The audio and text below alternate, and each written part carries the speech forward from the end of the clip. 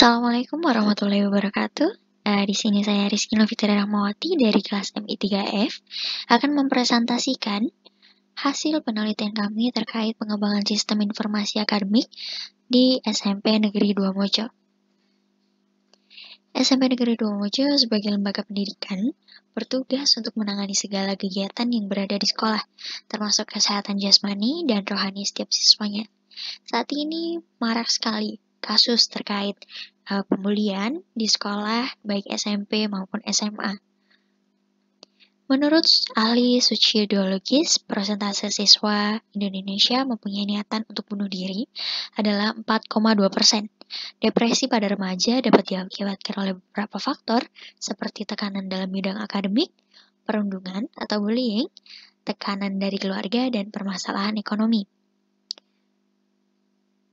Untuk yang ada di SMP Negeri 2 Mojo sendiri, tekanan sendiri bisa datang dari teman-temannya, kemudian guru, dan orang tua untuk bidang akademiknya. Karena itu, kami berusaha untuk memberikan terbaik untuk SMP Negeri 2 Mojo untuk mengembangkan sistem ini.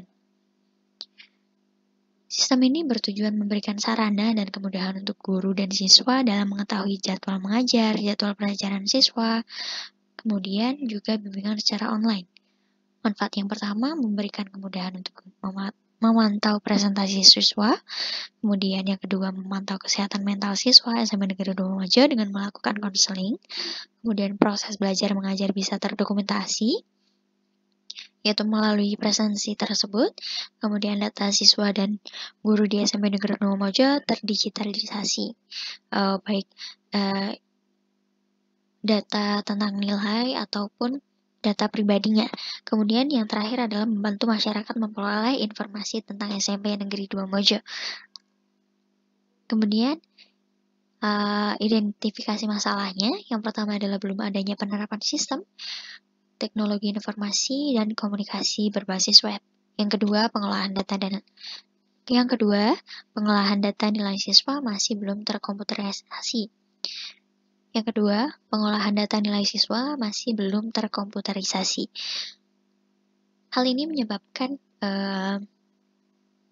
ketika ada suatu masalah terhadap SMP Negeri 2 Mojo, baik bencana alam ataupun kebakaran atau yang lain, data nilai siswa yang masih berupa paper base itu bisa kita amankan dengan digitalisasi.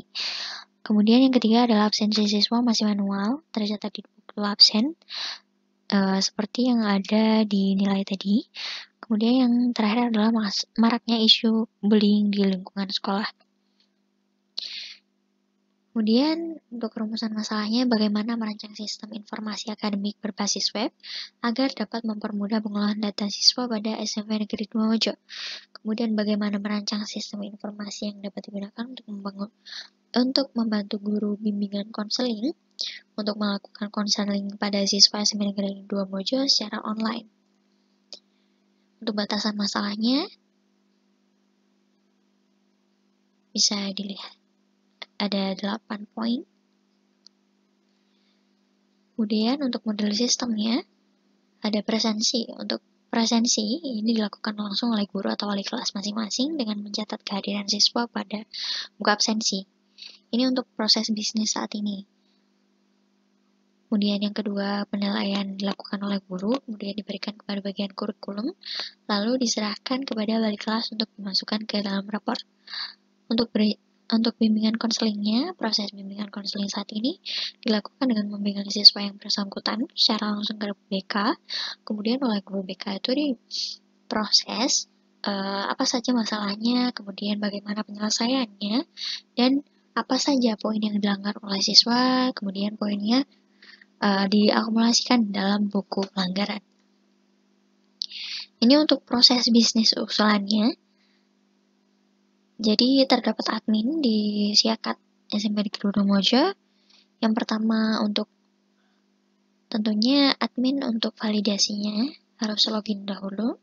Kemudian apabila valid, admin tersebut ada dalam database, maka bisa masuk ke bagian beranda adminnya. Kemudian dalam admin itu ada data kelas, kemudian nilai rapor, data guru. Admin bisa melakukan input data kelas, data rapor, kemudian data guru. Untuk siswa tentunya harus login terlebih dahulu. Kemudian untuk menu counselingnya dapat menampilkan menu counseling. Setelah itu mengisi form counseling, melakukan chatting dengan guru BK, dan input pelanggaran. Kemudian data tersebut disimpan dan diakumulasikan. Untuk analisis desain usulan, berikut untuk flowchart loginnya. Yang pertama pasti input username dan password, kemudian jika username dan passwordnya sesuai dengan apa yang ada di database, maka user baik admin, siswa maupun guru dapat masuk ke dalam halaman yang dituju. Jika tidak, maka tidak bisa login dan kembali ke halaman awal. Kemudian untuk flowchart tambah data siswa, untuk admin menampilkan halaman siswa setelah login, kemudian menginputkan data siswa. Jika tambah datanya sukses, maka melakukan penyimpanan. Jika tambah datanya tidak sukses, maka kembali ke form input data. Kemudian untuk data kelas, sama dengan input data siswa. Jika inputnya berhasil, maka inputan tersebut akan disimpan ke dalam database. Jika gagal, maka akan kembali ke halaman form penambahan data kelas.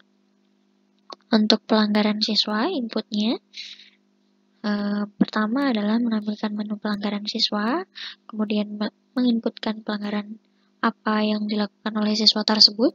Jika tambah datanya sukses, maka akan dilakukan penyimpanan. Jika gagal, maka akan kembali ke form penambahannya. Kemudian ini adalah deskripsi aktornya. Pada Siakat SMP Negeri 2 Mojo, terdapat 5 aktor. Yang pertama adalah admin, user yang dapat melakukan segala hal terhadap web tersebut. Kemudian guru, dapat melihat data siswa, nilai siswa, menambahkan. Kemudian guru BK, untuk guru BK sendiri dapat mengakses forum diskusi untuk bimbingan konseling. Kemudian untuk siswa dapat melakukan presensi, kemudian bimbingan konseling, dan cek nilainya. Untuk pengunjung, hanya dapat melihat tampilan awal pada web, seperti dashboard, kemudian informasi terkait kontak yang bisa dihubungi, seperti itu. Untuk analisis kebutuhan fungsionalnya, yang pertama login, pengolahan data siswa, pengolahan data guru, pengolahan data kelas, pengolahan data nilai siswa, pengolahan presensi, dan logout.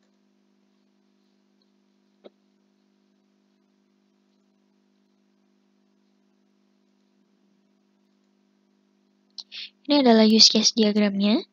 Jadi bisa kita lihat untuk sesuai dengan deskripsi tadi, terdapat 5 aktor. Yang pertama siswa, admin, guest, atau pengunjung, kemudian guru, dan guru BK. Bisa kita lihat juga di sini adalah hak aksesnya. Berikut adalah desain database-nya. Ada tabel siswa, nilai siswa, forum untuk komentar, forum topiknya, presensi, kemudian kelas, lapor BK, guru, dan user role. Kemudian ini untuk arsitektur sistemnya.